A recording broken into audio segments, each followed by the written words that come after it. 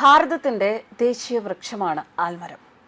ആൽമരം എന്ന് പറഞ്ഞാൽ അതൊരു സാധാരണ മരമല്ല എന്ന് നമുക്കറിയാം. ഭാരതീയർ വളരെ ശ്രേഷ്ഠവും പവിത്രവുമായി കരുതുന്ന ഒരു പുണ്യവൃക്ഷമാണ് ആലം. Join the legacy of excellence at Little Flower Engineering Institute, Kalmasheri. ത്രിമൂർത്തി സാന്നിധ്യം നിറഞ്ഞ വൃക്ഷമാണ് ആൽമരം എന്നാണ് വിശ്വാസം. വൃക്ഷരാജൻ എന്നാണ് ആൽമരം അറിയപ്പെടുന്നത് തന്നെ. ഹൈന്ദവ വിശ്വാസം അനുസരിച്ച് വളരെ വലിയ പ്രാധാന്യമാണ് ആൽമരത്തിന് നൽകുന്നത്. ക്ഷേത്രം സന്ദർശിക്കുന്ന വേളയിൽ 7 തവണ ആൽമരത്തിന് പ്രദക്ഷിണം വയ്ക്കുന്നത് ഉത്തമമാണ്. ആൽമരം പ്രദക്ഷിണം വയ്ക്കുമ്പോൾ ഒരു മന്ത്രം ചൊല്ലണമെന്ന് ശാസ്ത്രവിധിയുണ്ട്. ആ മന്ത്രമാണിത്: മൂലതോ ബ്രഹ്മരൂപായ, മധ്യതോ വിഷ്ണുരൂപായ, അഗ്രതോ ശിവരൂപായ, വൃക്ഷരാജായതേ നമ.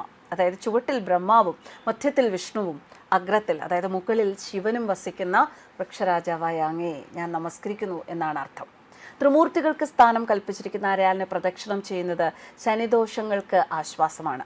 ഭഗവത്ഗീതയിൽ ഭഗവാൻ കൃഷ്ണൻ പറയുന്നുണ്ട്, വൃക്ഷങ്ങളിൽ ഞാൻ ആൽമരമാണ്. ശ്രീബുദ്ധന് ജ്ഞാനയോഗമുണ്ടായതും അരയാലിൻ്റെ ചുവട്ടിൽ വെച്ചാണ്. സന്യാസിമാർ തപസ് ചെയ്യാൻ സ്ഥലം കണ്ടെത്തിയിരുന്നതും ആൽമര ചുവട്ടിൽ തന്നെ. ഇതൊക്കെ അവിടെ ഓക്സിജന്റെ അളവ് മറ്റു മരങ്ങളിൽ നിന്നുള്ളതിനേക്കാൾ അധികമാണ് എന്നതിൻ്റെ തെളിവുകളാണ്. യാതൊന്ന് ദൃഷ്ടിയിൽപ്പെടുമ്പോൾ അസുഖത്തിൽ നിന്ന് മോചനം ലഭിക്കുന്നുവോ, യാതൊന്നിനെ സ്പർശിക്കുമ്പോൾ പാപത്തിൽ നിന്ന് മോചനം ലഭിക്കുന്നുവോ, യാതൊന്നിൻ്റെ പരിസരത്ത് സ്ഥിതി ചെയ്യുമ്പോൾ എന്നെന്നും നിലനിൽക്കുന്നതായി ഭവിക്കുന്നുവോ, അപ്രകാരമുള്ള അരയാലിനെ നമസ്കരിക്കുന്നു.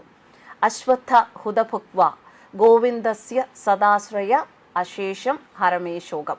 വൃക്ഷരാജ നമോസ്തുതേ. നമസ്കാര മന്ത്രമാണിത്. ആലിനെ എത്ര തവണ പ്രദക്ഷിണം വെച്ചോ അത്രയും നമസ്കാരം ചെയ്യുന്നത് ഉത്തമമാണ്. അരയാലിന് 7 പ്രദക്ഷിണം വേണം. 7ന്റെ ഗുണിതങ്ങളുമാകാം. 108 ആയാൽ പ്രദക്ഷിണം അത്യുത്തമം. ആൽമര ചുവടുകളിൽ പ്രാണൻ, അപാനൻ, വ്യാനൻ, ഉദാനൻ, സമാനൻ തുടങ്ങിയ ശ്രേഷ്ഠമായ വായു അംശങ്ങളെ കൊണ്ട് നിറഞ്ഞിരിക്കുന്നതിനാൽ ദിവസവും കുറച്ചു സമയം ആൽത്തറയിൽ ചിലവഴിച്ചാൽ ആയുരാരോഗ്യത്തോടെ ജീവിക്കും എന്നാണ് ശാസ്ത്രമതം. ശനിദശാകാലം, കണ്ടകശനി, അഷ്ടമശനി, ഏഴരശനി എന്നീ ശനി അനുകൂലമല്ലാത്ത കാലയളവിൽ നിത്യവും ആൽമര പ്രദക്ഷിണം വെക്കുന്നത് ഏറ്റവും ഉത്തമമായ ദോഷപരിഹാരമാണ്. ശനിയാഴ്ച തോറും പ്രദക്ഷിണം വെക്കുന്നതും ഉത്തമം. സാധാരണയായി അതിരാവിലെയാണ് ആൽമര പ്രദക്ഷിണം നടത്തുക. ഉച്ചയ്ക്ക് ശേഷം പ്രദക്ഷിണം പതിവില്ല. ശ്രീബുദ്ധന് ബോധോദയം ലഭിച്ചത് ബോധ്ഗയയിലെ ഒരു ആൽമരത്തിന്റെ ചുവട്ടിൽ ധ്യാനനിരതനായിരിക്കവെയായിരുന്നു. അതിനാൽ ആൽമരം ബുദ്ധമതക്കാരും പവിത്രമായി കരുതി പോന്നിരുന്നു. ഓരോ ആൽമരത്തിന്റെയും ചുവട്ടിൽ ഗണപതി ഭഗവാൻ കുടികൊള്ളുന്നു എന്നാണ് വിശ്വാസം. ആരോഗ്യപരമായും ആൽമരത്തിന് അനേകം ഗുണങ്ങളുണ്ട്. അന്തരീക്ഷത്തിലെ കാർബൺ ഡൈ ഓക്സൈഡിനെ വലിയ തോതിൽ വലിച്ചെടുക്കുകയും അതോടൊപ്പം ഓക്സിജനെ ധാരാളം പുറത്തുവിടുകയും ചെയ്യുന്ന വൃക്ഷമാണ് ആൽമരം.